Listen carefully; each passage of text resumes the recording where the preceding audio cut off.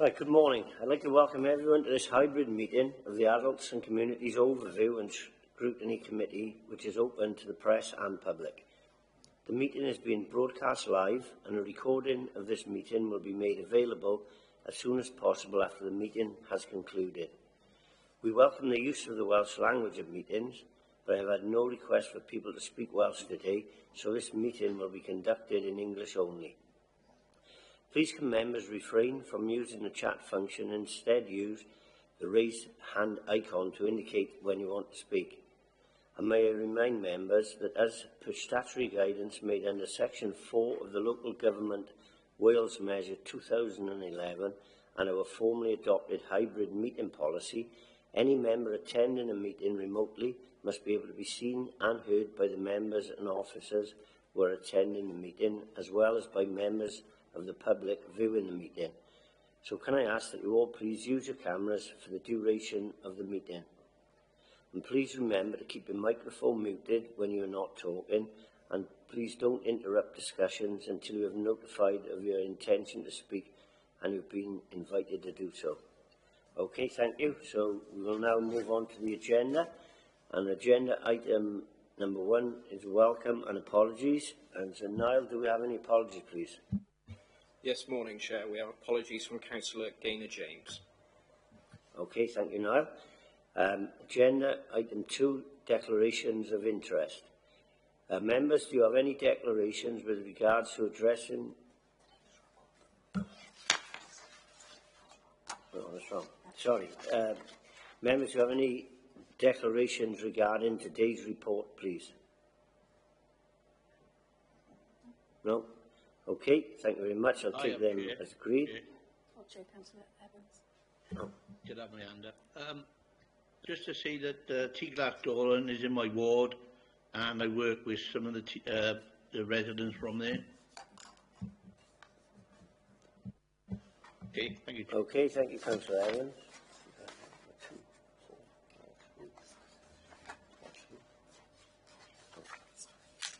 Okay.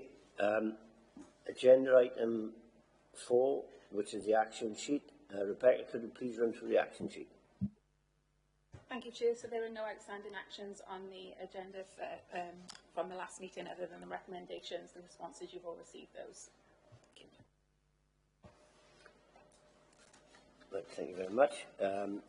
Agenda item 5, flow through the system, adult services. Before we commence discussions, I would like to welcome Councillor David Daniels, Executive Member for Adults and Housing, Sarah Paxton, Head of Adult Services, and if I may do so, could I ask Sarah to introduce us to the rest of your team, please?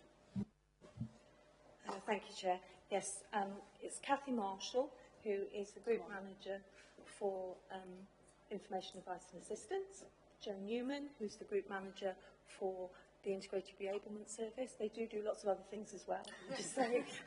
and Eunice Jones, who has led the project to get us to having the new services.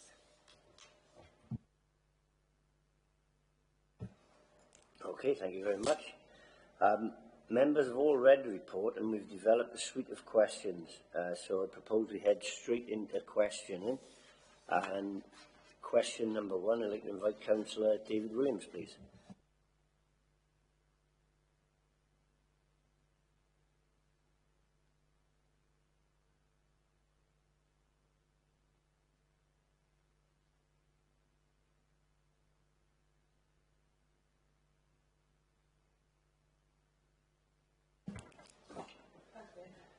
Okay, thank you.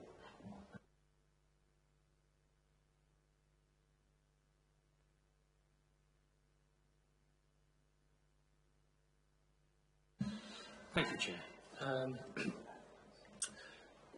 What we'll try and do is reference the part of the report that we're referring to make that easier. So at 3.4 in the report here, you've helpfully showed a diagrammatic about the redesign and ways in. It was very simple little question in terms of, does this include queries that we might have as members coming through that door, or self-referrals, because it did seem to be largely agencies. So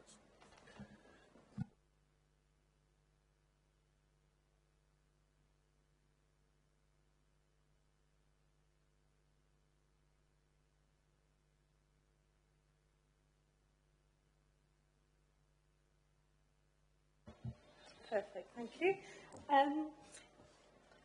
We do get self-referrals from people themselves, and so yes, but actually, interestingly, they're quite low numbers. It is usually other agencies or families and family carers that will be referring into us.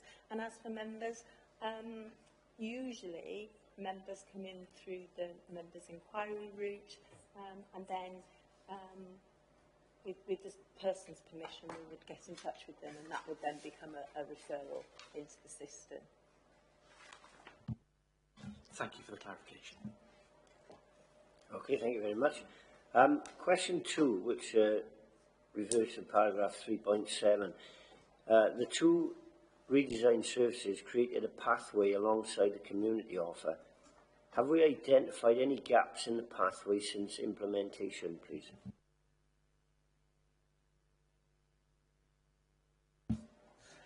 Still really early days, we're sort of 11 months in, but one of the benefits of having everything coming in through one place, one front door, is that we are now beginning to see if there are themes, if there are gaps, and now we have or very soon to have the Early Intervention and Prevention Hub. We're going to be able to be having those conversations to say, for example, we are getting lots of inquiries about X. If we had something in the community, because we don't currently, then maybe people would be able to self-solve or have a community offer. So there's real potential now as Early Intervention and Prevention Hub and the community strategy starts to be implemented and embedded, that we will be able to do that. What we are tracking as well now, which we've never really tracked before, is what we term as unmet need. So that if there is unmet need and there is a need for a statutory response, then we're able to think about that in terms of our commissioning, the sector, those sorts of things. It is early days in seeing those gaps, but it is something that this new design is enabling us to do.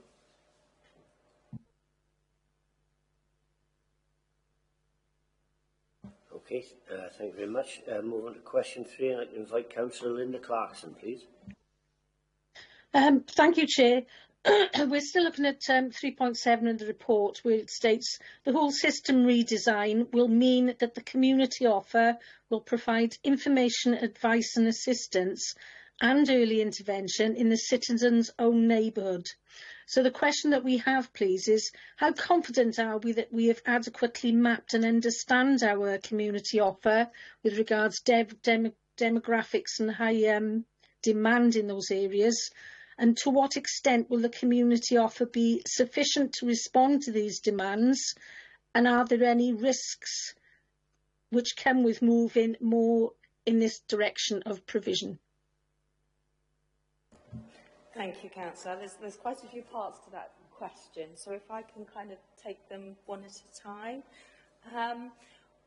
As we went through this process of going live in April last year, we did an awful lot of work around community, what's in the community, and of course our patch teams who have been operating at place in the communities have a wealth of information about what is and also what's not available in the community. So we're now building on that.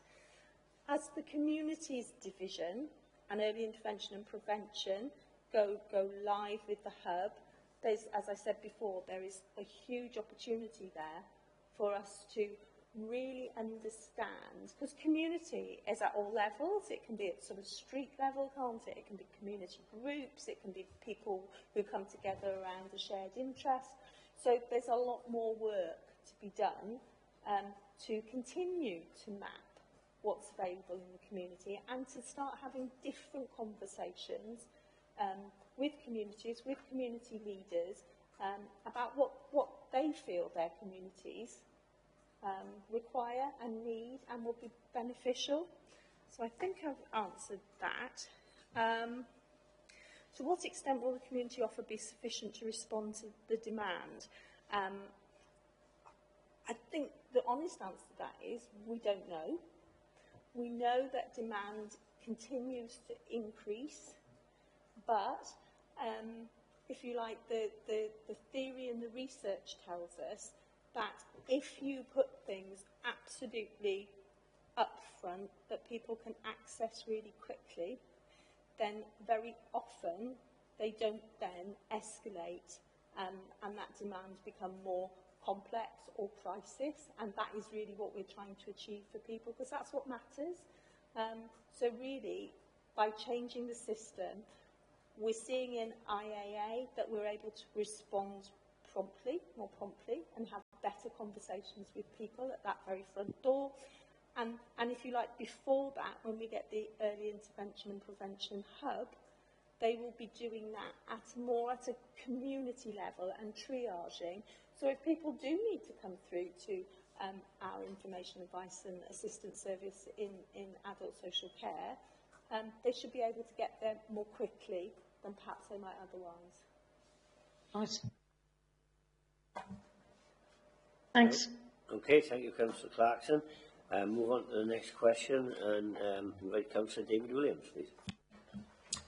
Thank you, Chair.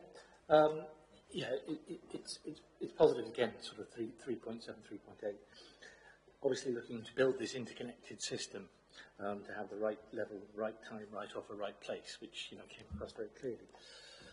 I was just felt that we felt the diagrammatic was a little complex at 3.6.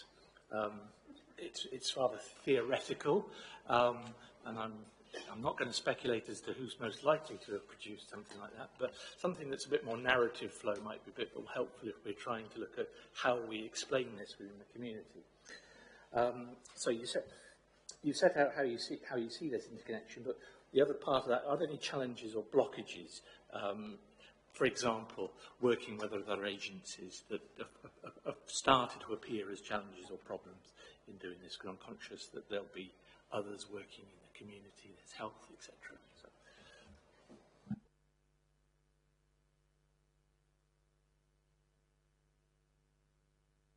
Yeah, it's fine. It is actually, our systems are incredibly complex, but by redesigning in the way that we have, I think we've simplified for the citizen that route in. And in some respects, we have simplified the route in for other agencies and professionals, but it's taken a bit of time for other agencies to, if you like, learn there's one place to go. We've been operating our new system through winter, and that's always a challenging time and quite a test. But actually, and I can't 100% say it's because of the redesign, but our performance around pathways of care delays in hospitals and enabling people to leave hospital promptly back to their own homes has been really strong this winter. And I think that has helped. We've been very responsive.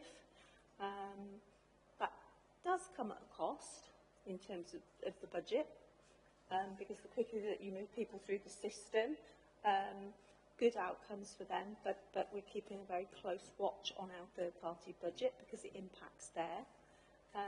But I think broadly, whilst that diagram, I absolutely agree with you, it's really busy, isn't it? And I think for anybody looking at it and think, my goodness, what's going on? It has helped. I think the offer of reablement as a first offer to everybody is really key. And I think we're beginning to see that is making a difference. It's still really early days, and there's some real challenges, not least around workforce, that have meant that we haven't been able to do everything we've wanted to do in that integrated reablement space. But that said, we're confident that we're turning that curve.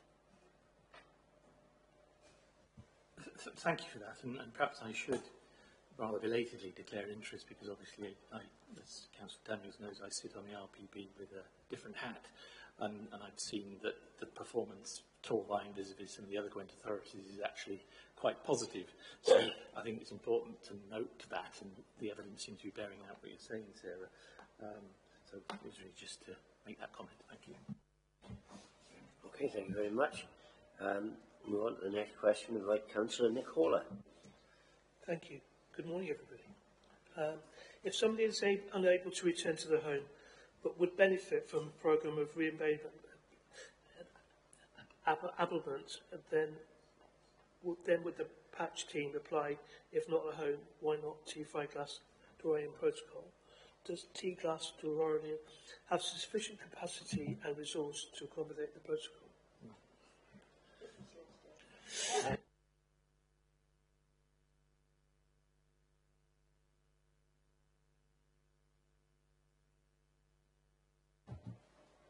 Okay. Thank you, Councillor Hawler. Yes, T-Glass does have the capacity to enable that to happen. We've got 12 beds in T-Glass that we use for rehabilitation function. Over the winter, health colleagues in ABUHB have helped us in that and have funded 4 beds that have been rapid access for hospital discharge where people have not been able to go home. And yeah, it is full most weeks now, but we do have capacity. We do turn people around quite quickly in that way. Yeah. Thank you. So do you ever turn anybody away? We have had a minimal waiting list of 1 or 2 people at any given time. It depends on when they ask for it, really. There is a criteria that we have to implement because obviously we can't meet health needs in the building unless district nurses are there to help us. So there is a bit of a criteria. So sometimes people are turned down, but it's more around their best interest in being turned around as opposed to the facility not being available.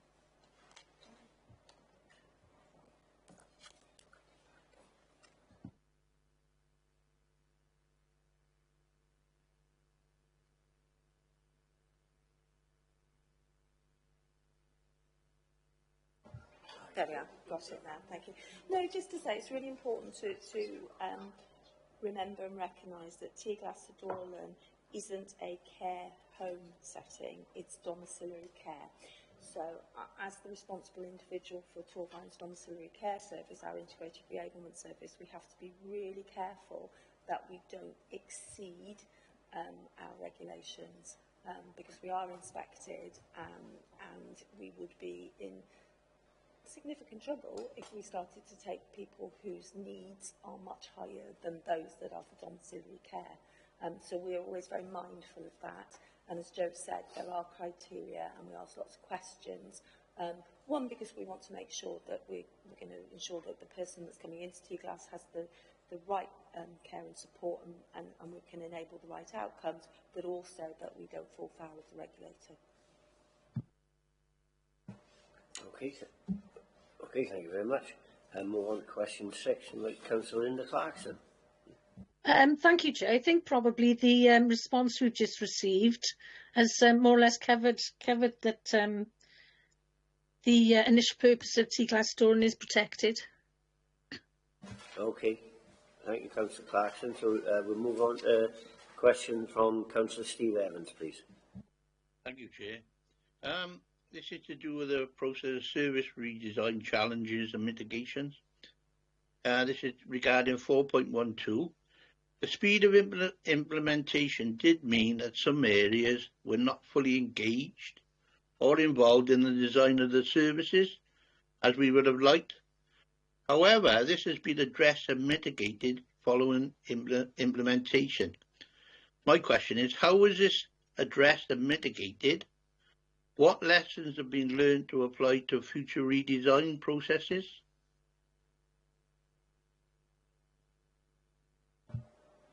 I'll take that question. The redesign, yes, it happened at Hayes, and from adult services perspective, we already had a system in place. We then introduced the new front door and the integrated reablement service. What we had to mitigate as we went along were the links between IAA, IR, and our long-term patch teams. So it was some of those communication links and the practical liaison between everybody to make sure that the individual that had been referred through was getting a seamless service through social care. So basically over the year we've been meeting regularly, we've been meeting with the patches, we've been evolving, where we've seen that there's been a problem, we've worked together around how can we do it differently. So we've basically been changing the service as we go along. In terms of lessons learned, I think it is about having the time and the space to be able to plan it all effectively, to really think through some of the consequences. If you change something in one part of the system, it inevitably impacts on a different part of the system, and not always in ways that you could have predicted, but actually if you've got the time to sort of almost pilot it a little bit, take it slowly, learn as you go along, I think that's some of the lessons that we will take from it.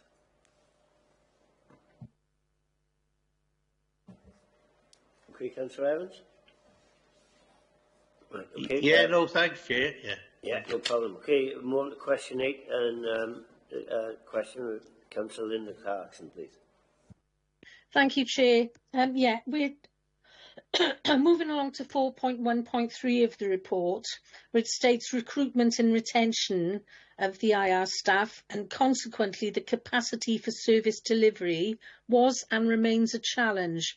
Business processes have been amended to mitigate this. So we're all aware that recruitment and retention is always a challenge. So the question that we wanted to ask was, to what extent has the challenge of recruitment and retention impacted on the redesign? It states business processes have been redesigned to mitigate this, but are these short-term mitigations that could be reverted, or were they longer-term changes that had to be made? So are they short-term we could revert once we've got a stable staff, or have we learnt that we need to change it slightly to take in the variances of recruitment and retention?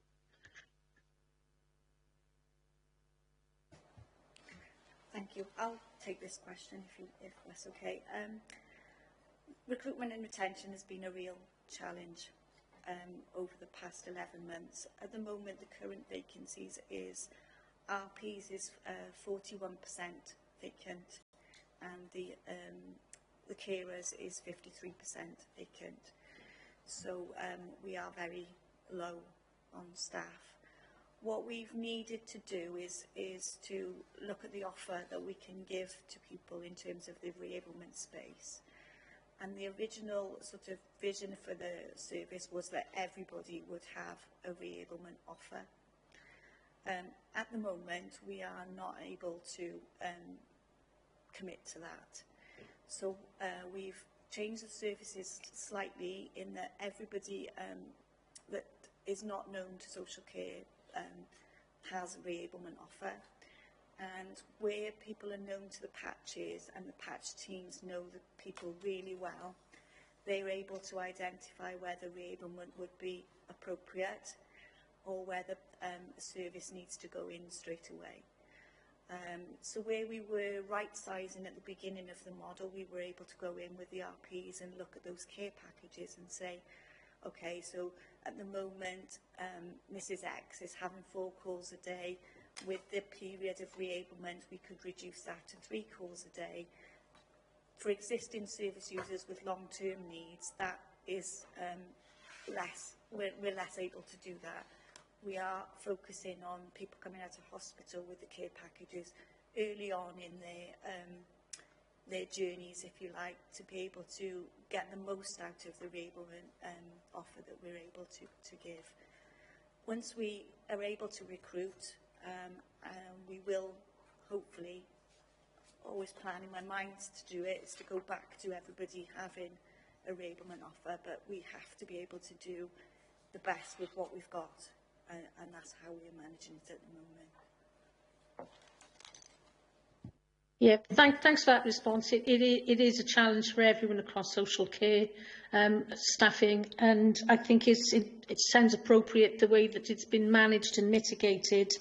And I really like the idea that the enablement is assessed after a period of time so that we've got that fuller picture of how effective it's been. Thank you ever so much for the answer.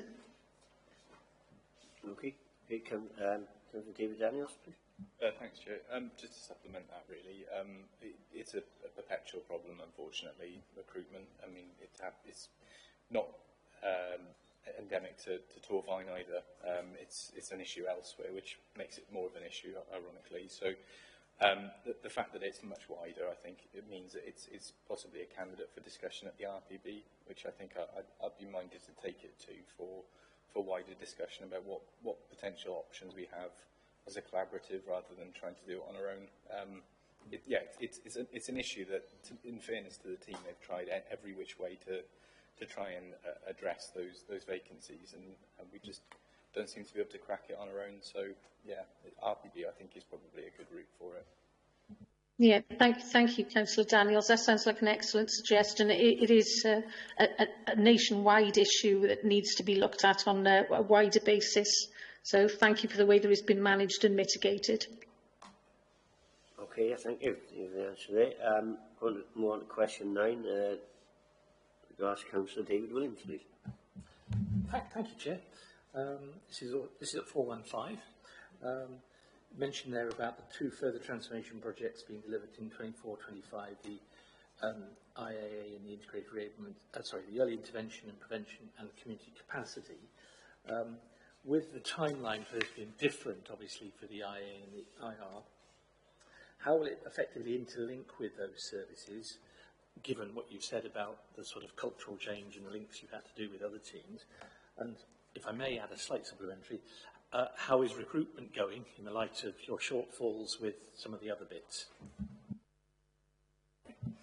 The early intervention and prevention and communities actually sits in Beth McPherson, Head of Service portfolio, so I'm not necessarily most knowledgeable on that, although I've worked very closely with Beth.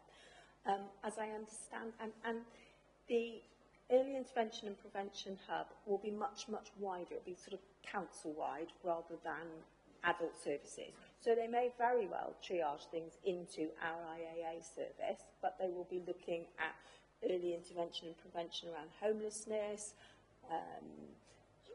children's services, so much broader and a bit more of a sort of an open access type model, so they'll be able to listen to people, find out why they're presenting today, and see what support that they can provide.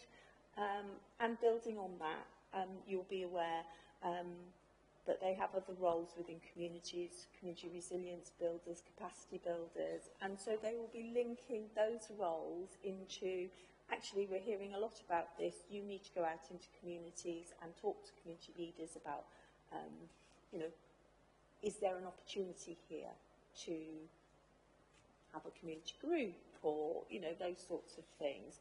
I think it will be iterative. We'll see how the two bits of the system work together. We like to think about adult services being, the IAA team being the front door to adult services, and then the steps before that, so our Connect Torfaen, and also Call Torfaen, and also the EIP is a bit more like the porch before you get into the front door. Is sort of how we try to think about it, because I agree it can be quite complicated to think about how does it all work together, but there's real intent to make sure it does work together. And as we learn, and with anything new, you learn in the system, it is iterative. We'll be coming together to talk about, right, do we need to do something different here? Is that working really well? What are we finding out about the systems? But there is definitely an intention to make sure that they do all interlink, that people aren't able to fall through any cracks, and that whole system is as seamless as it possibly can be. Thank you for that, and perhaps I guess there's an opportunity to some links with the HDRC programme to get some information coming through as well. Yes, definitely. We're already working very closely with the HDRC programme. We're particularly interested in looking at and doing a piece of research with Jim Wright around supported employment, because that really matters to people. So yes, absolutely, I can see that as being a huge benefit to the whole of the council, actually, so that whatever we do either has an evidence base, or if it doesn't, we're going out there doing the research. Okay. Thank you very much. Okay, thank you, Councillor Williams. Question 10, that's also relevant to paragraph 4.1.5, but systematic change. Demand presenting at the front door remains high, with an increase of 380 assessments this year relative to the previous year, which is a 19% increase, with obviously with additional data in March also due to be added. Have we identified and monitored the information behind the numbers to be able to better predict and manage demand next winter?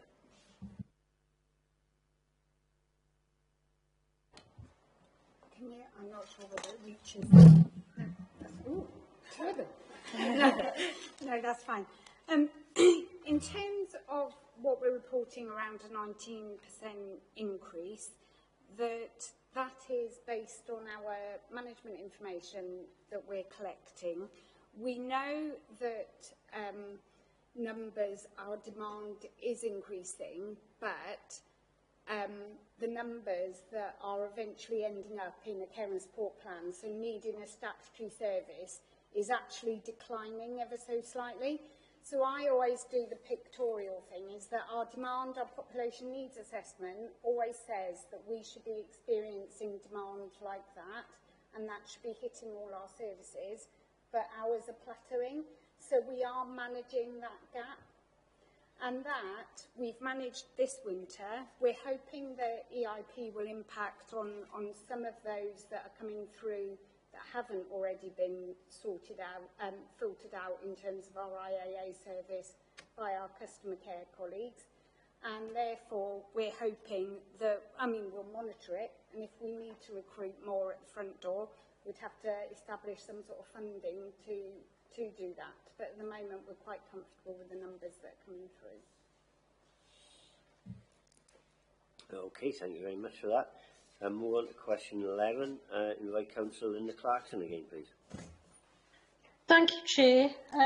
Question 11 is referring to 4.1.6 of the report, numbers in service. And it's talking about the increase in drive for hospital discharges over the winter months has meant an increase in the assessments activity, which has created a challenge. It goes on to mention that Welsh Government funding has been given in the short term as part of the 50-day challenge initiative. So the question we ask, has this funding been sufficient? When does this funding initiative come to an end? And are there any plans for the following winter to support this area which has needed this extra funding? Thank you, Councillor. The 50-day challenge was a lot longer than 50 days. It started in December, and money was made available from Welsh Government with a real focus on hospital discharge and making sure that through the winter people were either enabled to get out of hospital quickly, and a little bit of funding about trying to have alternatives to people presenting at hospital. So that funding came to an end on the 31st of March, as it often does, and I think that's a real challenge. We know, I'm not going to be telling you anything you don't know, that where funding is given to us in this way, you know, from sort of December through to March, is really challenging for us, particularly if that funding requires a workforce. But actually, I think it's been fair to say that and the funding was,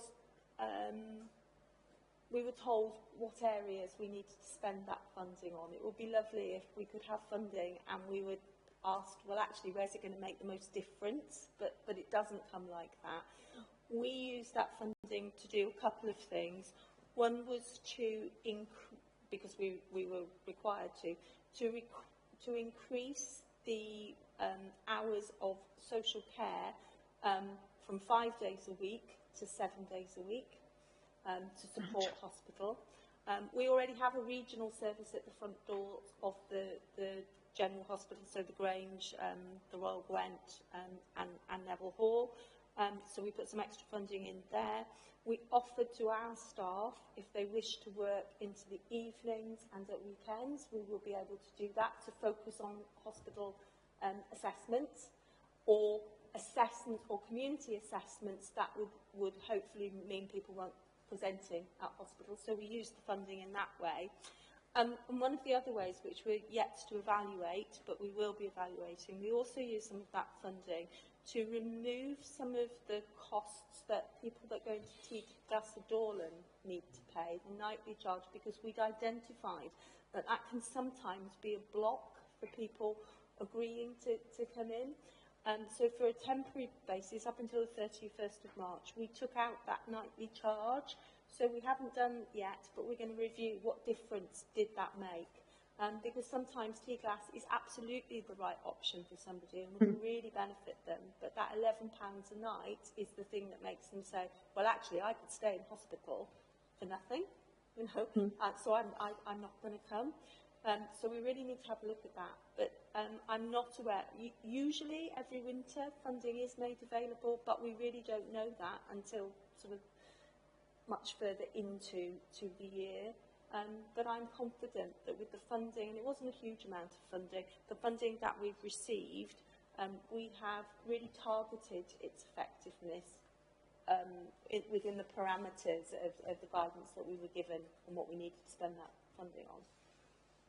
Yeah, if I could just respond to that. So we've got the experience now on actually where we would next year if funding is available again, and you say it usually is, where to target it. Lessons have been learned. Most definitely, and we always evaluate the effectiveness of any funding that we have, because it is public money, and if it's not making a difference, then we need to do different things. Okay, thanks for that. Okay, thank you very much. On to question 12, invite Councillor Steve Evans, please. I think you just covered a good proportion of this. So really, you know, with the charging policy blockages, you know, in T-Gas Dorlan, and you're working with the health board, but there's dedicated flats within T-Gas Dorlan. Does that help with the hospital discharge? And then what level of impact has this initiative had? Are there longer-term proposals to alleviate the use of the flats?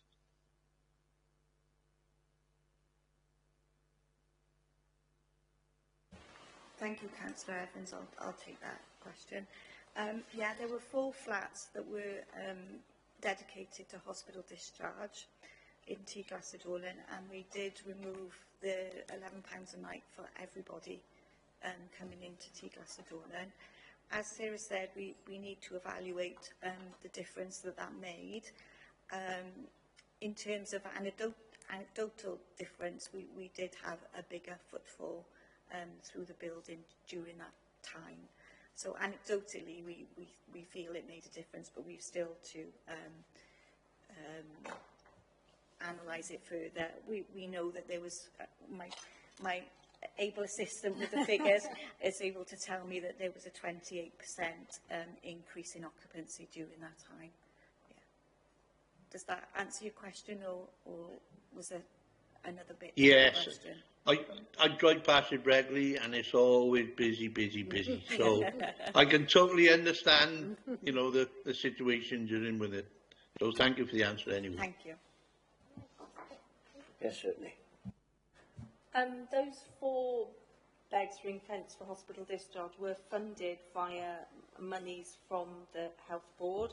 Again, that funding ended on the 31st of March, but part of our evaluation and our analysis will be to sit down with our health colleagues and actually see whether they felt that the benefits to their part of the system are such that they'd wish to continue to do that.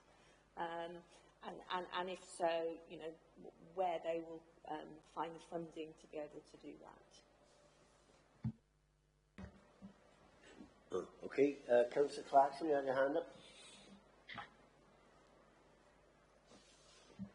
Yes, thanks, Chair. I did, but Sarah's answer just answered my question for me, that is going to be looked at on a 12-month basis. It just seems it could cause some controversy if it's only being done for a short period in the winter, and if it's effective, it needs to be looked at on a 12-monthly basis. So, thank you.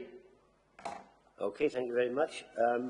We'll move on to a set of questions of the impact of the IAA service.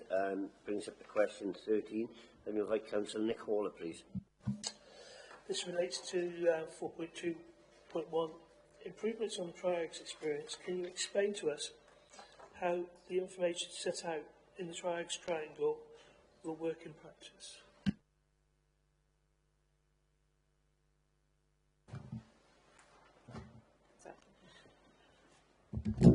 Thank you for the question, Councillor Hawler. Yes, the funnel, basically, every referral is coming through now into, and every new referral is coming through into the Information Advice and Assistance Service. Within that service, there are a number of very skilled social care practitioners who've worked for the authority for a number of years and have gained a lot of knowledge, skills and experience over that time.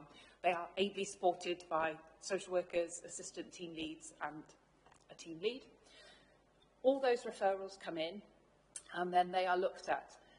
The PPNs are the referrals that come in from the police, so that's your top line of the funnel. They come in through email and they are looked at to assess whether or not they are appropriate for social care. We still get a very large number of PPNs that are not appropriate for social care and therefore don't progress into our system. The police are informed that a referral is not going to be taken forward. So that's your top line. Anything that does need a social intervention from social care we would create a referral, which would then be looked at by the staff. They would, for all of these ones then, the staff would undertake sort of a proportionate assessment. So they would contact the referrer, they would contact the individual, they would do some sort of background looking as to, has this person been known before? What's the presenting issues? They'd have a conversation then with that individual, try and help them resolve whatever it is that they've come to social services with at that point. Some people, they might need a visit. They might want their family member present while they sort of have some intervention. So you might then, from that, you might have a home visit where a staff member will go out and have a really good sort of what matters conversation with somebody in their own home or wherever they choose to meet. From that, it may be that no further intervention is needed, perhaps just some advice and assistance. But where there are presenting needs, the IAA workers then will look to see what sort of support might be needed. So it could be that they pull in some support from the Integrated Reablement Service to further assess how somebody's managing their activities of daily living. It could be a referral to occupational therapy to see what support somebody needs with their environment.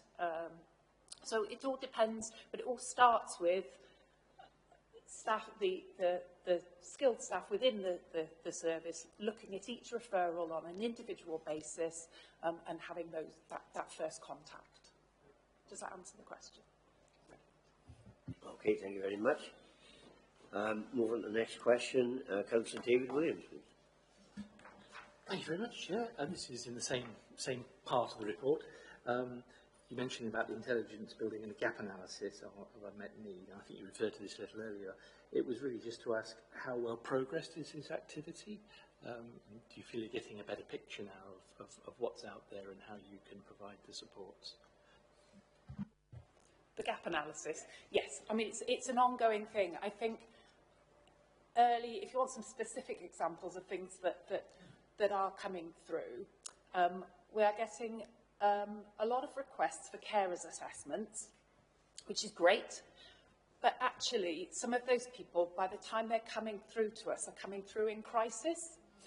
There are informal carer support groups and things like that in the community, but we're not sure how aware people are of those kind of services. So I think some of the work with the IP will be about, how do we raise awareness of that early support for people who are caring for loved ones before they get to that crisis point where they end up sort of coming to social services door. So that's just one example of something where we can really see how we could hopefully make a difference in the future. Thank you for that, and perhaps shifting hats slightly, I'm sure that my colleagues in TVA will be happy to assist where they can. Okay, thank you very much. Question 15, which is 4.2.3, means that the proportion of residents whose needs can only be met with care and support plan has decreased from 15.5% of all assessments in 2023-24 to 14.4% of all assessments in 24-25. What is our target for 25-26, please?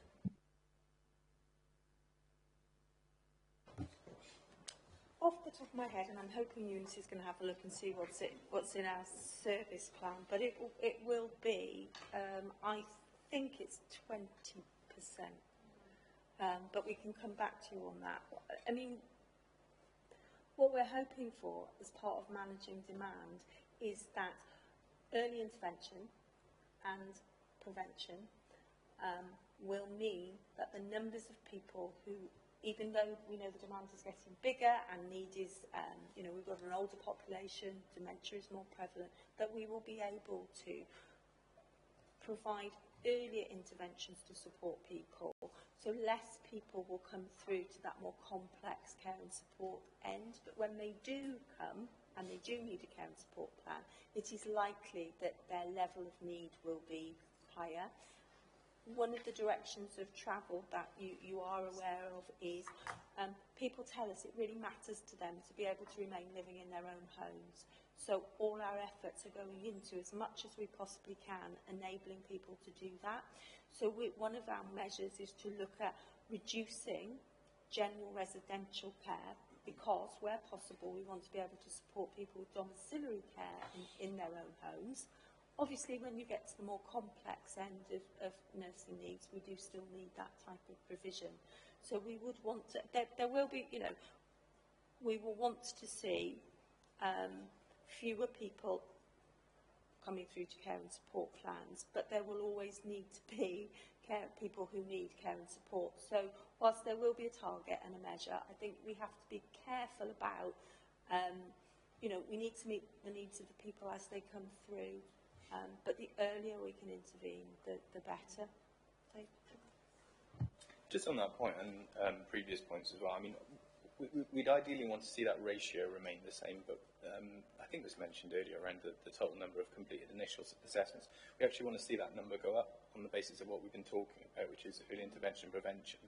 That means more people's needs are being identified at an earlier stage, and therefore fewer people are being fed through to that care and support level when they're more acute and they've been allowed to kind of get to that level. So we want to see that first figure go up, but the ratios, as I understand it, the ratios kind of remain the same broadly. That's a measure of success, I think. Okay, yeah, thanks for that explanation. More on to question 16. I can invite Councillor Linda Clarkson back, please. Thank you very much, Chair. It's just a little bit more sort of information to pull out regarding 4.2.3. So the report stating they've seen positive improvements in residents being supported early and therefore not progressing through to the more complex parts of the system. The question is, in adult services, we're all aware that some people can have sort of a revolving door nature to their needs and often have some repeat referrals because their needs are increasing due to exacerbation of an illness or just failure to cope. So we were wondering whether or not how that is picked up and managed, and whether effectively small packages of care can be put in those instances rather than withdrawing altogether and waiting for repeat referrals to come through. Thank you for the question. That is talking about, that piece of the report is talking about where we're able to intervene early and put packages of care in. They are smaller, and we can do the reablement behind those packages of care to either make them even smaller or to enable the person to be as independent as they possibly can be, and those packages to be removed. Obviously, where people have bigger crises, then without the reablement support, or even with the reablement support, there is still going to be people that will need packages of care. We will not ever be able to take the demand out completely. But what we are able to do is to have those personal conversations with people that enables them to identify their own strengths and their own abilities alongside those packages of care, so they're not being pulled into the complexities of the system early on in their journeys. Those complexities come later in comparison to what happens to their health usually. And even then, the system is such that we can have those conversations and still be able to rehabilitate people back to their baseline where we possibly can. When we leave somebody from having a reablement package of care or reablement support, that we always follow them up later to see how they're doing. We don't just leave people, we are following them up, and I know that IAA are following people up as well, following their information, advice and assistance conversations as well to see how people are doing. So we're not sort of leaving people, we are following people back through and enabling those conversations to continue if they need to. Right, through the chair, I think that's what we were looking to find out, is that there is some flex within the system because people's needs change. Re-enablement might get them back to a position, but they can fall back for a whole range of reasons, but that there is some safety nets in there that can be sort of picked up and monitored, and there's flex in the system to cover that in the future. That's great. Thanks ever so much. If people know that you're there, they're less likely, they will cope to a point, because they know if they get to a point where they can't cope anymore, they know that they've got a safety net to come back to. They will often cope longer because of that. Yeah, exactly. Thanks ever so much. Just to add to that, we do track repeat referrals. So I think your example was where somebody sort of had some intervention, they're closed down, and then they come back through the system. We do look back to see, was there anything we could have done differently, or is it a different event? So has something changed? And I did a bit of an analysis at the end of last year, looking back over the previous sort of 3 months where we'd had repeat referrals, just to see, was there any learning? Was there anything we could have done differently? Through that, I was sort of reassured that actually it was different presentations. People were either coming in with a different need, or something had happened that changed their circumstances. So we do keep a close eye on that kind of thing. That's great. Thanks for that reassurance. Okay, many thanks. Move on to the next question then, Councillor Nicola. This is relating to 4.2.4 public protection notices. The new LAA has confirmed that that many do not meet the threshold of social care support and represent failure demand within the system. This has been identified as an ongoing issue for some time. What more can be done or done differently to address this with more impact and urgency? Okay. It is really challenging. We had hoped that with Right Care, Right Person, which was the initiative I think councillors are aware of, that the police would be attending less welfare type calls, and therefore we in social care and other organisations would receive less public protection notices because they wouldn't feel the need to do that. Unfortunately, that hasn't transpired. The numbers of public protection notices still remain high. I sit on the national RCRP group, and certainly raise it there. Some of it, I think, is organisational cultures of being very different. You know, police may go out into the community, see something that they are, you know, frontline officer is concerned about and feels the right thing to do is to report that through to social services. They may not have consent to do that, and very often it's the sort of thing that we don't need to know about, and sometimes we shouldn't know about. So there is much more work to do in that space.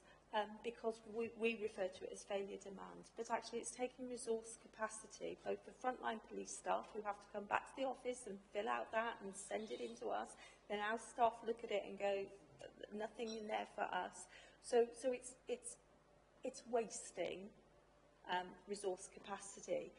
Very few, I think, you know, out of 100 public protection notices we might get in a month, maybe 10 at most would be something that we were interested in.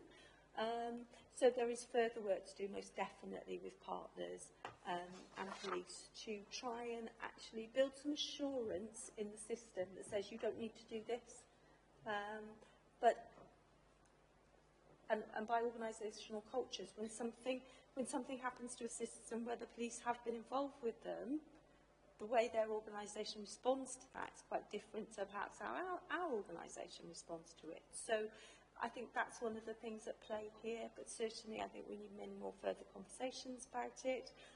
I've certainly raised it as a national level, and I know WLGA are looking at this as well.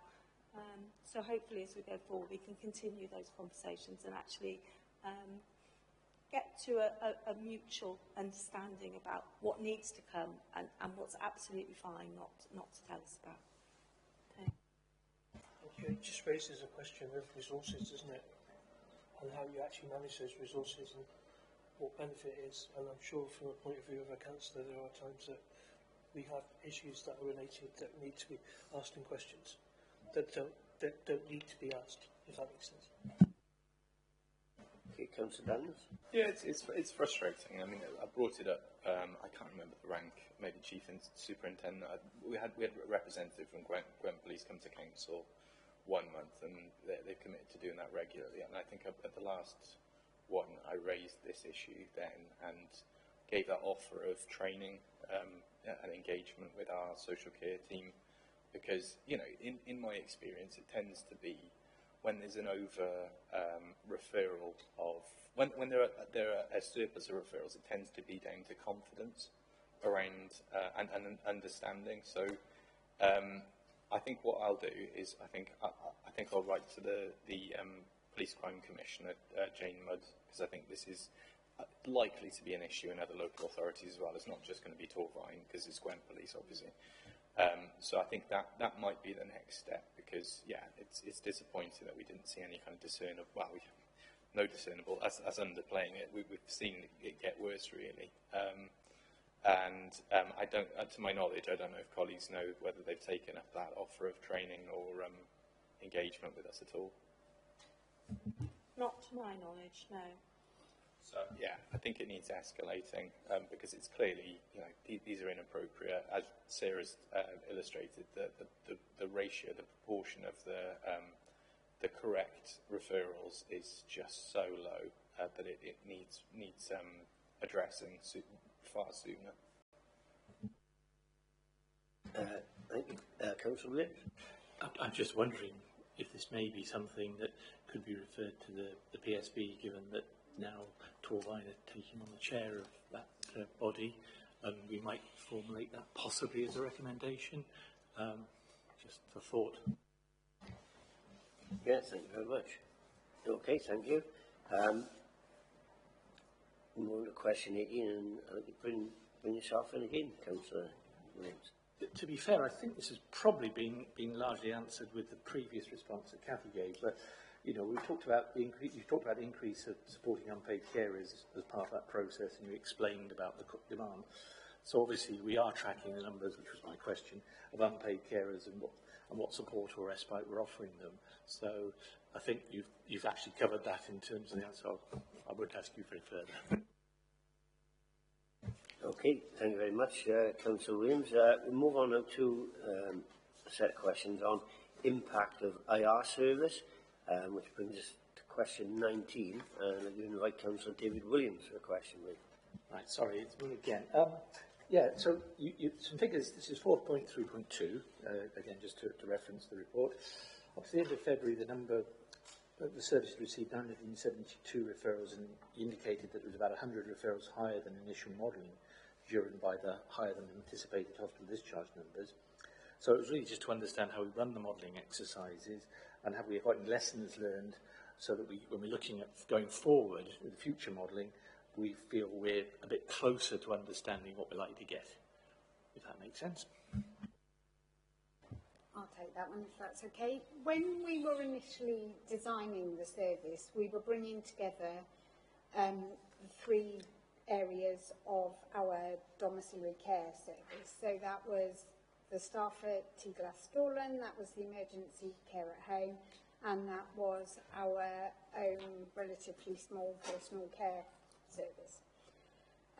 What we did to be able to, we looked at the John Bolton pathway model, which is referred to further up in the report, and then put through the number of referrals from the combined service and filtered them through. But effectively, demand, as we knew, we were looking at 23-24 data. We know that demand increases, so we did build in a contingency, but it was more than was anticipated. Okay, I guess the second part of that was, do we feel a bit more confident that we were able to model a little more accurately going forward to be able to... Yeah, sorry. I was going to say, we are collecting a lot more management information now, and it is all consistent in the way it's collected, because in the three different services, it was collected slightly differently. So we're pretty confident that at this point in time, we can flex the service as long as we have capacity within IR. Okay, thank you very much. Question 20, and invite Councillor Steve Evans, please. Thanks, Chair. I think a lot of this has been covered, but what I would ask is, on the reablement not completed, you know, particularly people coming in back and forth to come back into the service, the number was 259 and it was 29.60%. Do you think you're looking to reduce that, or do you think it will increase before it reduces? Thank you, Councillor Evans. To be honest with you, the reablement not completed is for a variety of different reasons.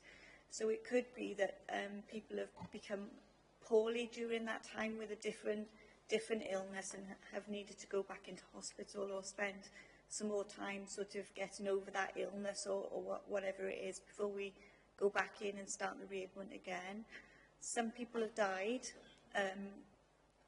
as you know, obviously we're working with a cohort of older people and some people have passed away. Other times, the non-completion, if you like, of the reablement programme is around the charging policy as well. So people have up to 6 weeks free, and sometimes if that reablement goes over the 6 weeks, people are not happy then necessarily to pay for the service and will find their own solutions. So it's for a whole variety of reasons. The other one is people admitted back to hospital, like I said, people have died, people have actually moved into residential placement because what the reablement is telling us is that actually this person has gone as far as they possibly can go in terms of being able to be independent in their own home, and they do need to move into placement. So it's given us better knowledge as well around making sure when we do make those placements they are the right thing to do. So there are a whole host of reasons. So it would be difficult to say that those reasons would go down. I think those reasons might change over time. I guess after 11 months, we're not really sure at this point. It would be the honest answer to say. No, thank you for the answer. It was very comprehensive. It's a difficult process, and I totally understand that. Thank you. Okay, thank you. Move on to the next question and invite Councillor Linda Clarkson back, please. Thank you, Chair. Looking at 4.3.4 of the report, completed reablement outcomes, It's the reducing the need for support and mitigating the need of support is standing at 51.44%. The report goes on to say that the target was 65%. We were wondering whether that was ambitious, whether a target of 55% would be easier to reach, whether the 65% is reachable, and there are reasons why early days that it hasn't been possible. Just whether or not it would provide more flex within the system if the expectation was just slightly lower. Thank you, Councillor. The 65% comes from the modelling that Eunice talked about from the John Bolton pathway. Given everything that we've been doing in terms of change management and bringing the three teams together, upskilling and the staff and asking them to work in a different way, I'm actually really proud of the fact that we've got 51% there. That is really, from my point of view, a great outcome, given that we're only 11 months in.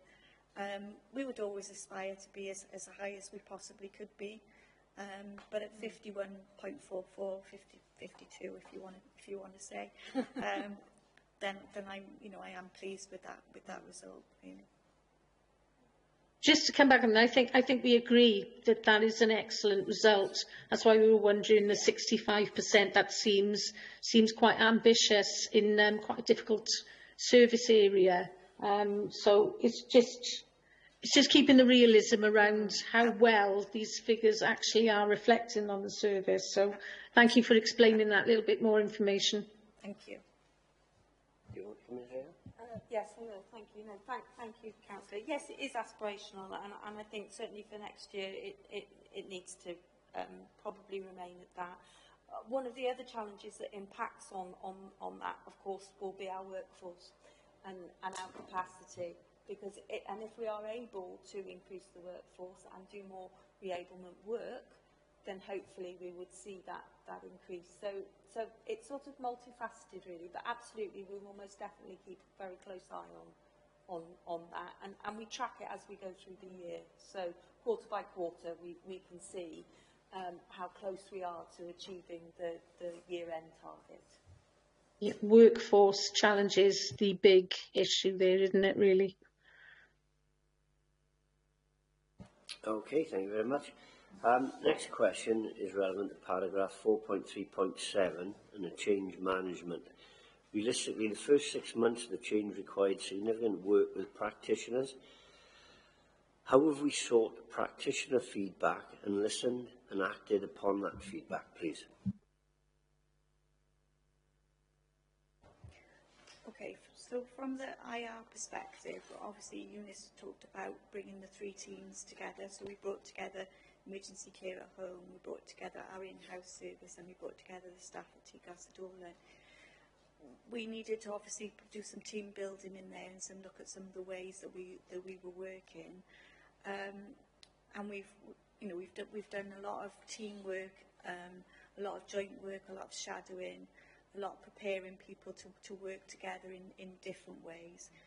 The staff themselves are based at TGAS Adorlan, with the management team and with myself and Kathy popping in and out. And it's important for us to sit in the work and to listen to the conversations that are happening and to be able to pick up on where people are feeling a little bit unsure or need a little bit of reassurance, questions answered. So there's been a lot of management intervention presence in this last 11 months, both from the team leads, the assistant team leads, and ourselves as group managers. And it's really been about giving them space to experience new experiences, but then to be able to debrief from that and to give us information back on where they might need additional training, where they might need to go and do some more shadowing work. We've looked at different, from the feedback that we've had, particularly from the carers, we've looked at route patterns, we've taken out the annualised hours part of their contract, so they now have salary contracts up to 32 hours a week if they want it. We've looked at how that's broken down so that we can identify better patterns for people, so people now only work one weekend in two. Yeah, we're asking questions all the time about how we can attract people to the roles, what difference do the roles make, how can they staff see the difference that they're making, and they are making a huge difference to people's lives. We've also looked at career pathways and different ways where people can go from a grade 4 to a grade 5. We're now looking at grade 5 to a grade 6. So we're trying to put a career pathway in there, listening to how people want to progress in their careers and want to do more. So yeah, I hope that answers the question. Yes, certainly. One of the things I think we referred to earlier that we learnt was because we did this change at pace, because that's what was needed, and we've changed the front end of the system, then our longer term teams, we need to give some focus there. We have a management meeting, a heads up we call it, meeting every fortnight with all the team leads across the whole of adult services, and we've really listened, and they're saying, actually, there's been some impacts for us as patch teams, and so this year, 25-26, our transformation work will be focusing in on those patches and to see what we need to do now we've changed the front end of the system. So we try really hard in adult services to engage, to consult, to really listen to what our frontline is telling us, because at the end of the day, they're the ones, you know, delivering the service, and we need to listen as leaders in the system to them, and we try very hard to do that, and then work with them when we need to make changes. I think we've got a really positive track record in adult services around transformation back in 2015 when we completely redesigned adult services for Social Services and Wellbeing Act implementation. And now, as we go through, you can't stand still in the nature of this work. You have to constantly say, can we do it differently? Can we do it better? And so we are in that space, and we will look to the patches for this coming year. Okay, thank you very much for that comprehensive answer. Move on to question 23, invite Councillor David Williams. Thank you very much, Chair. You'll be pleased to know there's not too many more questions. This is on a similar line to the earlier question from my colleague, which is about the residents' voice, and it's how we're seeking the resident feedback and how it's in feeding into further service development.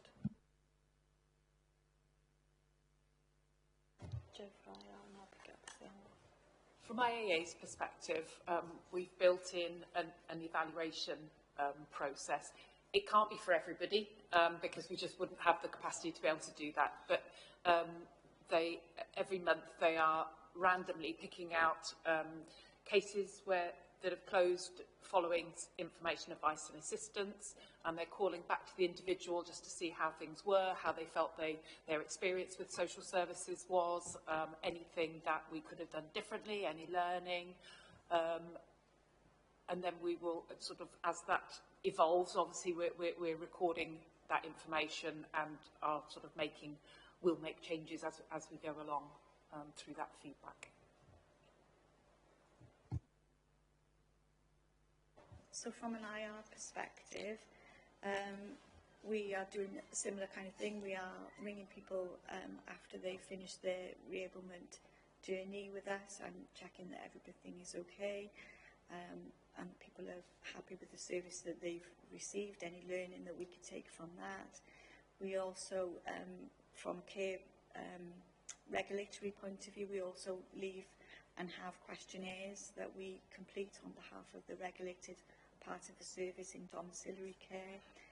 We then use that information to be able to tweak and change the service that we provide.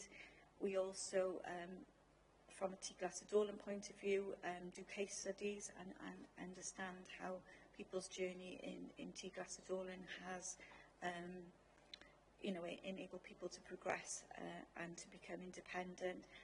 And we also have a number of thank you cards and thank yous to the carers as well for their interventions, and they're always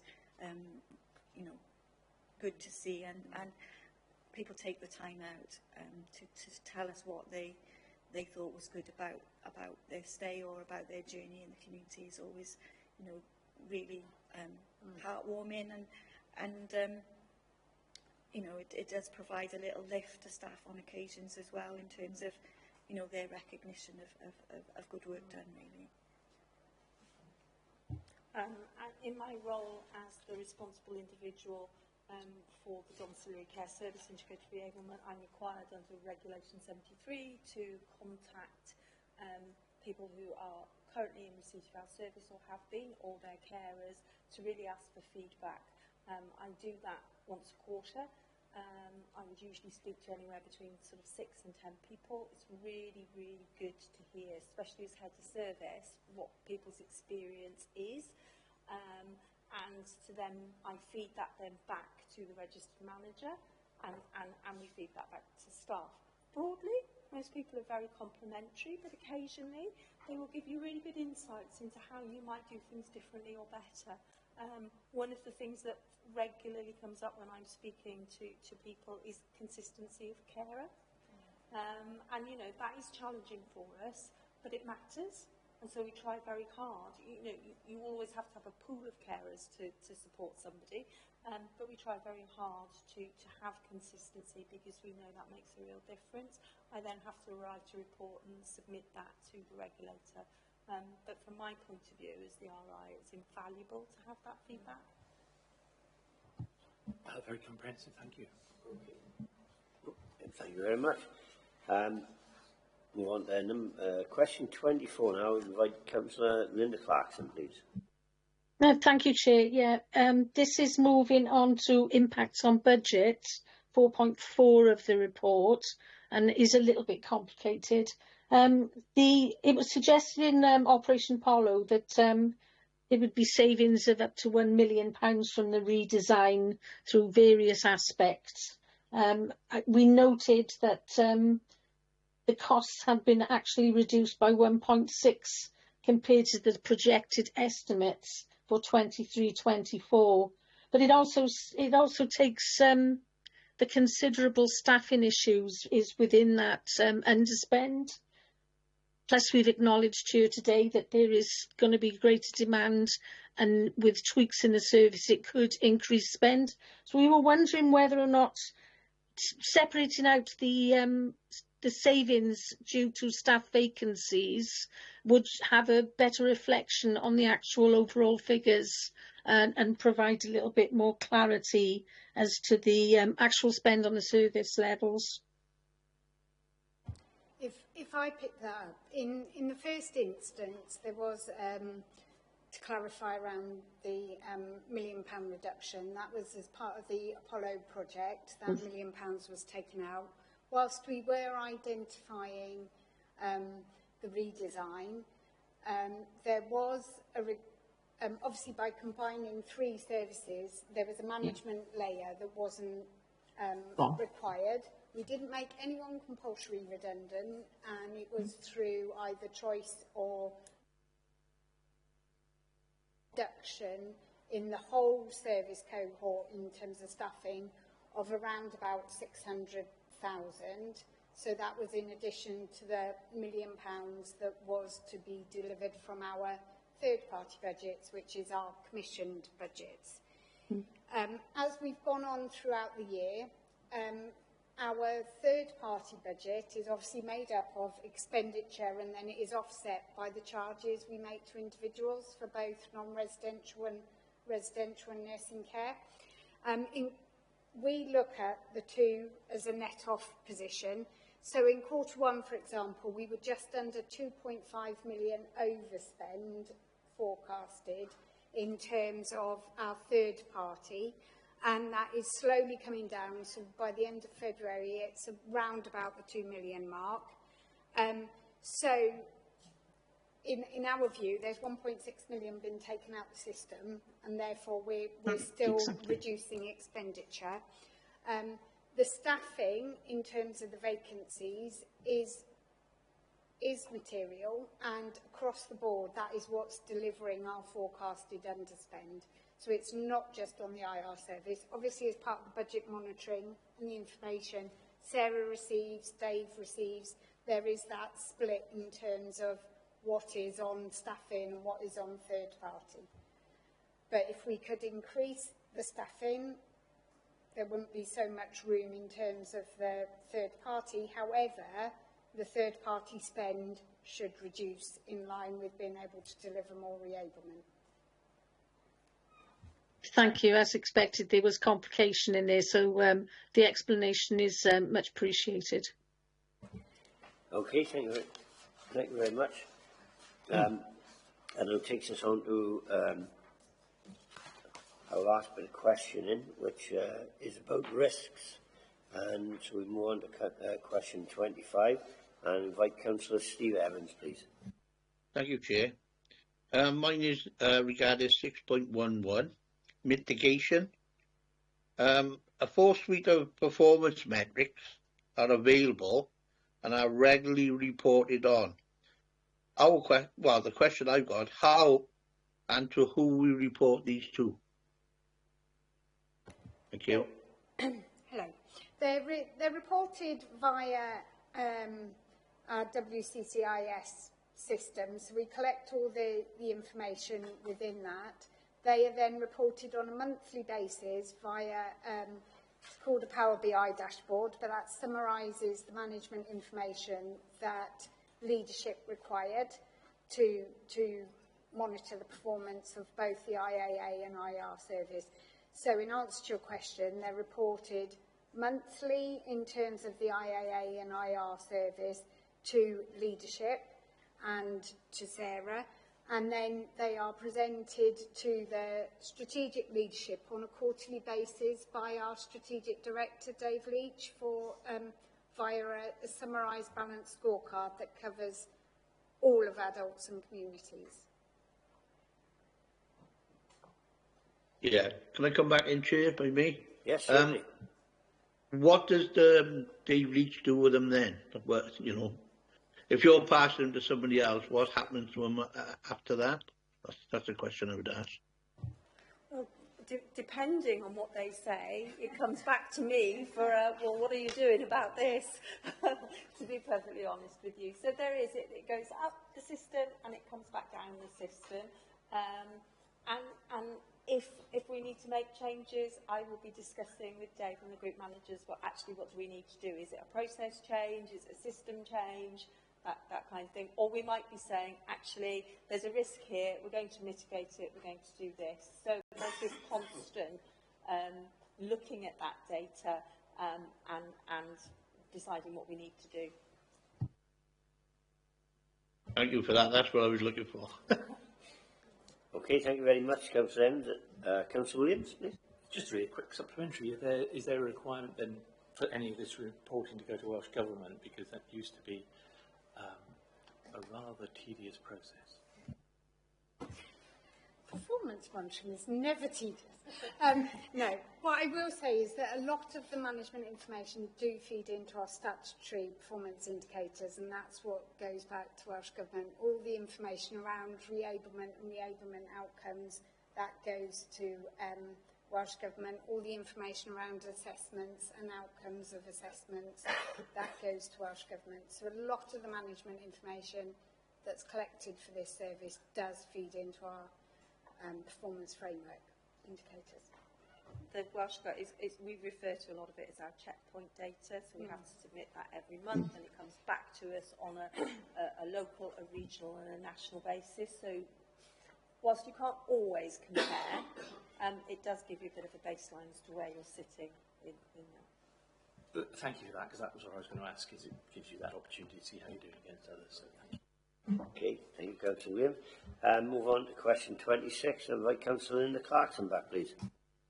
Thank you, Chair. I think if I can, I'll try and put question 26 and 27 together.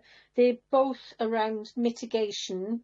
The first one was around the risk of inadvertent delays in flow and particularly acute in the IAA and IR service, which has largely sort of been touched on and offered today. And the third paragraph is the risk at certain times of the year that there's an inability to commission external care due to market capacity, which may result in cases being held in the IR service. So it's pleasing to note that the current position, but there always remains a risk due to the uncertain nature of the marketplace. What sort of mitigation measures are in place should we have an event like a care provider sort of leaving, or sort of some sort of issue with staffing through a flu epidemic, that type of thing? Have we got that safety net again to mitigate the identified risks within that part? Thank you, Councillor. Really interesting question, actually. I'll take it in two parts. In terms of workforce, as you said, if there's a flu epidemic or something like that, then again, as regulated services, you have to have contingency planning in place about what you might do. We are very fortunate in Torfaen. We have a very loyal workforce who actually, in times of really significant pressure, will step up and step in. So I'm very grateful for that, and they often do. If we get desperate, we do have across Gwent, if you like, an understanding that we will support each other if we need to. So you might see that in times of really bad weather, top of the borough, we might work with Bryan of Gwent, and we'll probably do that more now to cover things. So broadly, there is contingency planning in place for those sorts of things. Now I'm just having a look. The domiciliary care market, so the private provider market, is buoyant in Torfaen. Excuse me. We do have some new providers in the market. That's actually given us a different challenge. What providers are beginning to say to us is the market's saturated, and so that there's not enough work for them. So we're putting less out, and there's not enough work for them. So certainly, going forward, working with our commissioning colleagues, we're really going to be looking at that, and I guess challenging ourselves to think about, are we commissioning domiciliary care in the right way going forward? Don't know the answer to that yet. It'd be a scoping sort of exercise to have a think about that. But we've almost got unusually the reverse of the problem. We've almost got too much capacity in the system. So absolutely acutely aware of that, and keeping a very close eye on it. And then should a care provider decide to exit the market in domiciliary care, we have our escalating concerns procedures, and a bit like our home closure procedure, we would work with that outgoing provider to make sure that any packages of care they have are rebrokered, and that's as seamless for residents as it possibly can be.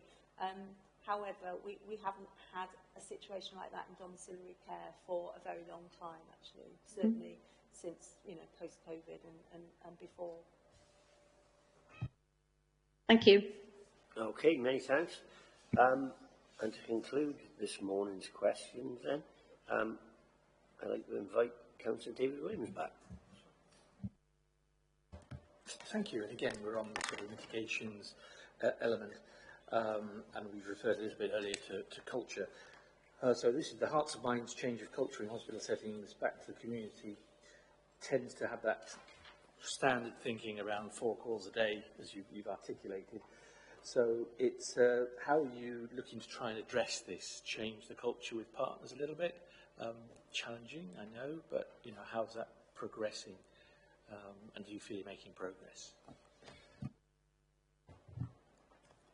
It is a challenge, but I do think that we are making inroads. We have a really positive relationship with the head of service in primary and communities, and her deputy.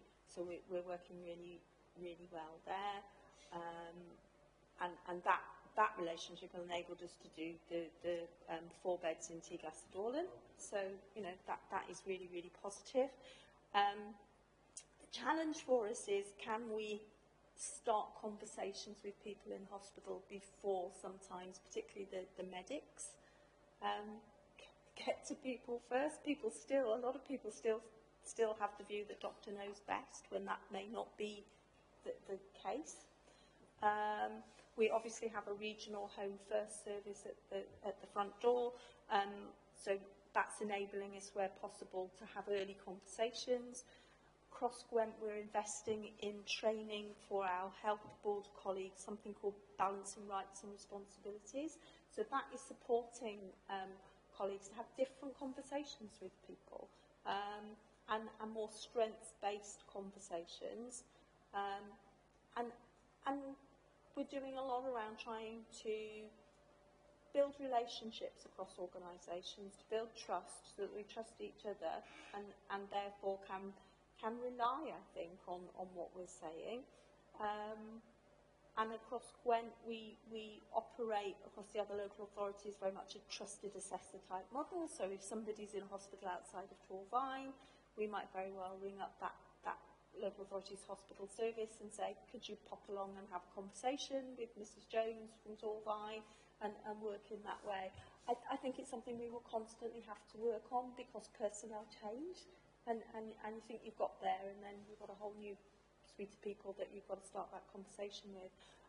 I think some of the senior leaders in health are recognising that kind of default 4 calls double-handed is actually really disabling for people, and it isn't really where they want to be. But that will take some time to flow down through that organisation. But we are certainly continuing to work with colleagues to achieve that. We were fortunate enough to get some funding from Health back at the end of last year to support with 2 IAA, full-time IAA workers, specifically to work within the hospitals. So they're being able to sort of build relationships with the wards, they're being able to catch people early. So any new referrals that come in to the IAA team for hospital discharges, these 2 workers, wherever possible, are prioritising those cases, getting out there early, having those good conversations, but also building relationships with the staff on the wards. So we're hoping that that's now in place at least for another 2 years. So we're hoping that will really start to make some difference as well. Thank you for that, and I'm sure that with Councillor Daniels taking over chair of the RPB, we'll have other mechanisms to highlight some of this. Okay, thank you very much. And obviously, big thank you to Councillor Daniels and all the officers this morning for a very comprehensive answer to all the questions and grilling. I don't know if any of you want to summarise anything before I've got to invite you to leave the meeting, please. No, thank you. I haven't got anything further to say, but thank you very much. Okay, thank you. Thank you. All I wanted to highlight was please read the appendices, because that's what we all work in social care for, is for the impact on the individual. So they're really good examples of how the 2 services have impacted on the individuals that have touched them in some way or other. Okay, thank you very much. So, just leave the meeting, invite you to leave the meeting, please. And thanks once again. Thank you.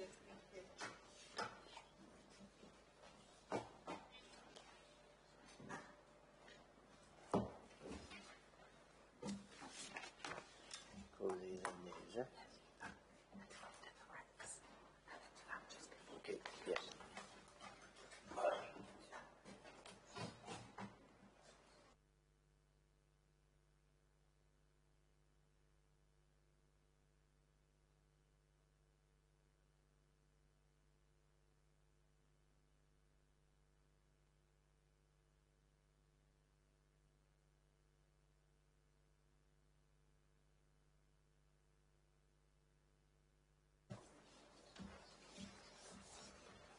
Okay, thank you. Members, can I please remind you that obviously the meeting is still in formal proceedings and still being webcast. Can I refer you now to the scrutiny activity and invite you to offer your recommendations? So I'll hand over to Rebecca, who will formulate the recommendations with members. Okay, thank you. Thank you, Chair. So just to remind members of your scrutiny activity following this morning's discussions, the Adults and Community Owners Committee is invited to review the information contained within the report and the responses you received to your questions today and assess the impact of the redesign and new operating systems to determine whether the redesign has resulted in improved performance by reducing demand on statutory services and improving flow through the system, and then offer your recommendations to the Executive Member for Adult Services and Housing on areas for further development or improvement. So can I open it up to members for you to put your recommendations forward?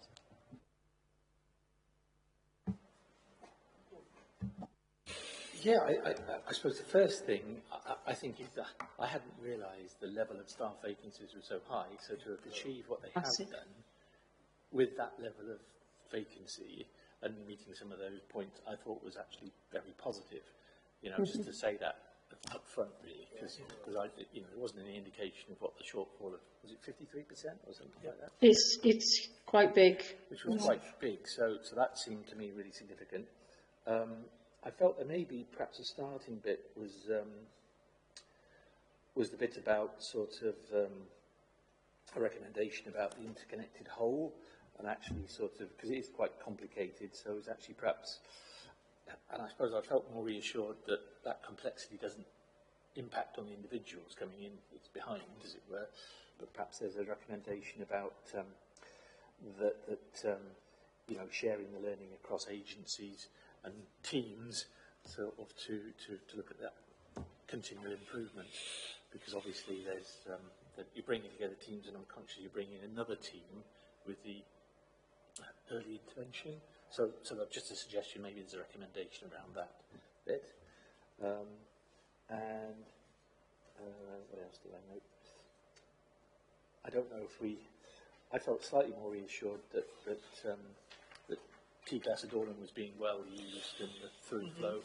So there was a bit that I just picked up on of you know, supporting any moves to get health funding to allow for hospital discharge beds, because I think there was a comment, wasn't there, about the funding was finishing in March?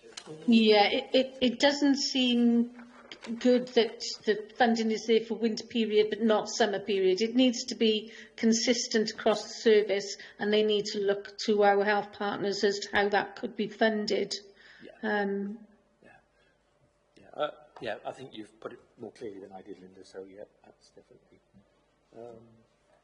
Then I think the other bit, which was relating, I think, to question 7 and Steve's bit, I felt that maybe we should support and recommend time for review and reflection, to sort of see how things are bedding in, because they acknowledge that it's been done fast. Yeah. We've been trying to catch up a bit. Yeah, we had a lot of time, haven't we? Yeah. And then there was the one, which I think I did say at the time, was actually that bit about highlighting with the RPB, looking at working with others about recruitment, you know, because that's clearly a big issue, and what the offer is that can be made. And I've got a few if you want me to jump in. you jump in, yeah, sorry, apologies, Mark, I'll jump in. No, not at all. And then you see your hand now, and from down here, the hand is so small on the screen. Yeah, I think initially I'd just like to raise the issue that the 1 and 2 of the scrutiny, it's very early days for us to be being totally sort of objective about those sort of measures. Maybe more so we can evaluate the flow through the system, but the impact of the redesign and the new operating systems. We are very early days with this. There's a lot of very positive information that we've received today, but this is something that needs to sort of continue through the scrutiny, and how that would be done, whether that would be through more depth of scrutiny with us in, that would be for the basket, obviously, or whether it would be a members' seminar at some point in the future so that some more information can be put forward. But yeah, definitely the issue with the staffing, if the chair of the PSB could take that through to discuss on a sort of Wales-wide area, because the vacancies situation is very much a problem. I put a definite recommendation about the nightly charge, that we get that looked back. And I've also looked at the public service notices that Councillor Daniels did say about that was something that he could take further with PSB, but it was a very clear point when we had the last scrutiny that we would offer that contact training with the police to look at whether or not we can reduce the public protection notices. I think that needs to be a really clear recommendation now, that we ask all interested parties whether we can look at a way at helping particularly possibly more junior police officers, so that we can reduce those PPNs in a safe and effective manner.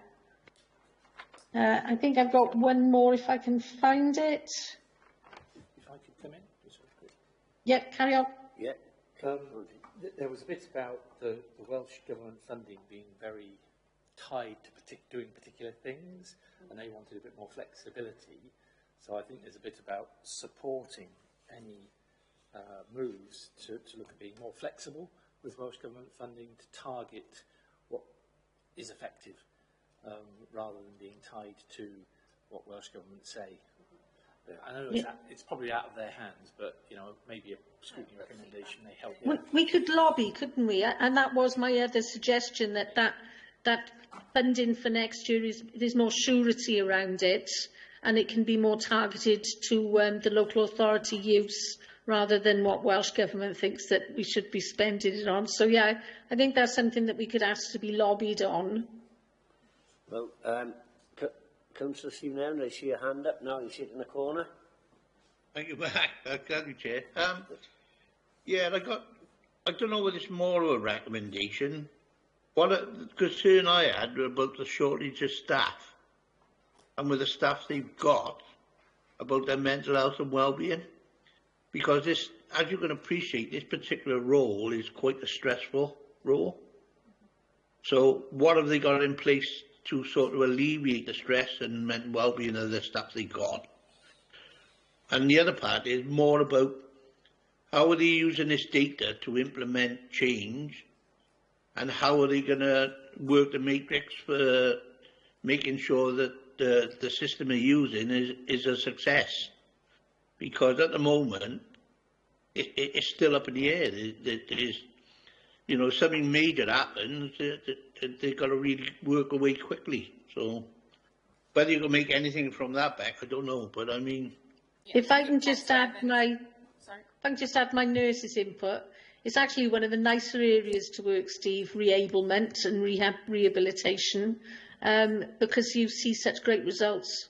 If you're not seeing great results, you pass it on to the next. But there's more pressure on them. They are doing a remarkable job. I go back to Glasgow all the time, and it's absolutely, it can be quite manic at days. So they're doing a remarkable job with the pressures of staff they've got. Yeah. I think that's where that discussion at PSB comes in, isn't it? What can be done to alleviate this situation? I don't know whether there are any answers, to be honest. It's just... No. It's just something we always bring up. On top of that recommendation with regards to staffing, Councillor Evans, I will add that as a concern, perhaps in the comment section of the programme. Yeah, no, that's why I sort of raised it like that, because it wasn't discussed. You know, I mean, yeah, always. With nothing without staff, so. Always, yeah. Thank you, Mark. Okay, thank you. Like the call in Simpson, Nick Hall, and now I think there's got to be a question about why there is such a high vacancy impact, and how are they actually getting around trying to recruit those people within it? There's got to be some form of question about, okay, we've got this massive vacancy difference. Why have we got that difference? Because there are other agencies that have obviously employing people, and what surrounds that is actually causing that issue right now, I think.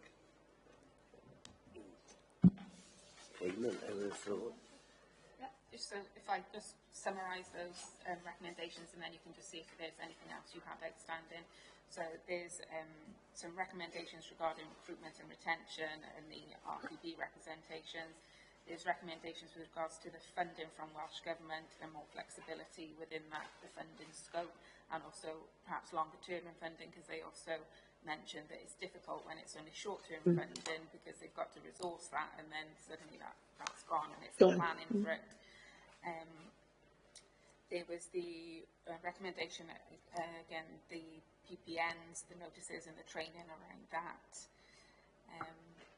And then some comments with regards, there was a recommendation about the nightly charges for T Glassy Dorlan and looking to, sorry, can I ask for some more clarity on that actually, Councillor Clarkson? So they said they've removed it for an interim period and they removed it for everyone. So with your recommendation, are you looking that they continue that approach with removing? I think I'm recommending that they investigate and review how they can make that a fairer year-round offer, whether that's just in the discharge beds or whether that's on the T Glassy Dorlan reablement beds, but it needs looking at more. It doesn't seem right that there's a period of time where it's temporarily removed.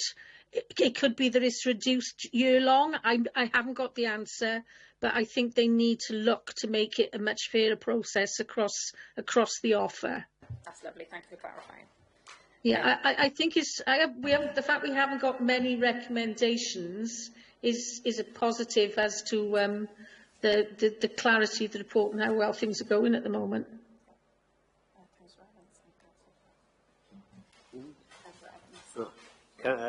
Councillor Evans, with your hand up again, please. Yeah, thank you, Chair. The only other thing on the recommendation I would ask is what impact this has on our county plan.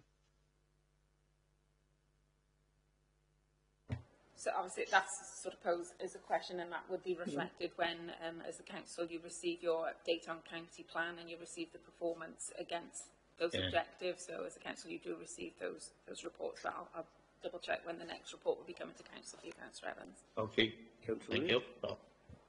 Thank you, Chair. Just a couple of small issue points. I think we found it quite helpful to have a bit more of a breakdown of why reablement not's completed, so just suggesting that perhaps that detail could be captured and reported, because then we understand better, you know, how that works. That was one. Then there was another one which was towards the end. They referred to it, but I think the recommendation would be, yes, at 27, the domiciliary care market, to review and refine the commissioning, to take account of the current market saturation. I think they referred to, it's encouraging them to do that. And lastly, it was a little bit about the Hearts and Minds change of culture. Again, a recommendation that using all mechanisms to work with partners to address that culture. So one thing that went through my mind, for example, is would you perhaps invite sort of people from health to come and visit T-Glass and see how things work, you know, some of the medics. I don't know, that's quite detailed, but there's a bit about sort of trying to invite people to come and see what's happening. It's going to take a while to change the culture. I think it is that drop from being inpatient to moving back over to community is there's always a disparity in expectation, but yeah, T-Glassy Dorlan is there to bridge the gap. Can I come in quickly, Councillor Williams? Can I ask for some clarity on the first point you raised with regard to reablement's not completed? Is that an action point? Did you want that information as a committee now? Because that is something they do record, so rather than a recommendation. I think it was. I guess it's sort of. I'm not saying we need to ask for this information now, but I think if we are making a recommendation or a suggestion down the line that there's a member seminar or something, breaking down that detail would be helpful to better appraise members of how the service is working. Something like that. You know, they explained a bit to us, but you know, if they were to make a presentation in a member seminar or something, I think it's helpful for them to break it down a bit. Councillor Clarkson, back in. Yeah, I got one more possible that maybe we can discuss. It's going back to that 65% target for people moving out of Oh, Beck, can you remember exactly what the wording was? Who either didn't need any further either reduced the need for support or mitigated the need for support. It's 51% actual achievement, which is a remarkable achievement, and the target was 65%.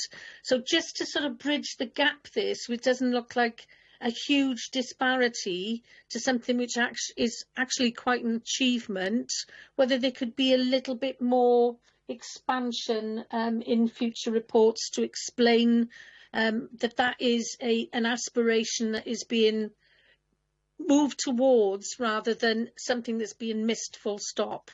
Can you see what I'm trying to say there? Yeah, I suppose my sense of it was a little bit is you don't want to have a stick to beat people with because they're actually doing quite a good job. So it was about the realism of setting targets, wasn't it? So. Yeah, and if we have got targets in place, an explanation as to a clearer explanation sometimes to why they're not always met, and the positives sort of outlined there. Because that is good, 51%, 52%. Okay, lovely. Nick, no, all right, lovely. Okay, yeah, you could set the recommendations there. I do need to go back now. I do apologise. Agenda item 3, no, it's not your fault, Beck. I should have checked myself. We didn't go through the minutes of the last meeting about the homelessness prevention, so I just need to know members to approve the minutes from the last meeting, please. Yeah. Okay, thank you very much. It's a formality, which then moves us on to agenda item 6. Obviously, there is no next meeting. This was the last meeting of the 2024-2025 scrutiny year, and I just want to give my thanks to you all. An absolutely fantastic bunch to work with, made my job very easy. Yeah, so active, and the questioning, the recommendations, you know, you all partook in everything, and it's been good. It's been really good. A good 5 meetings. So just from me, I'd like to thank you all, especially the core that are here. It's been a good committee, and obviously the next meeting is a visioning session, where obviously there will be different committees appointed at the AGM. So that meeting will take place on the 2nd of July. And once again, I'd like to thank you all for your attendance and your valuable contributions, not just today, but since October. And all that remains for me is to close the meeting. So thank you very much. I'd just say thank you to all the people on the committee and for you, Chair, for the role you've taken in. Thank you. Just one very small point I should have made. I think it might be useful in the observations to say it was helpful to have the case studies because it gave something real to understand. It's not a recommendation, it's an observation. And just to say thank you, Mark, for all the work you've done chairing this committee. I think it's worked really well, and I think that's down to everybody making a full contribution, led by yourself. Absolutely. Well, led by, it wouldn't be where it is without, obviously, Bex. So, thank you very much, all. Bex the best. Sorry, members, I won't keep you any longer than you need to be. I just quickly, with regards to the post-scrutiny survey, is there any feedback you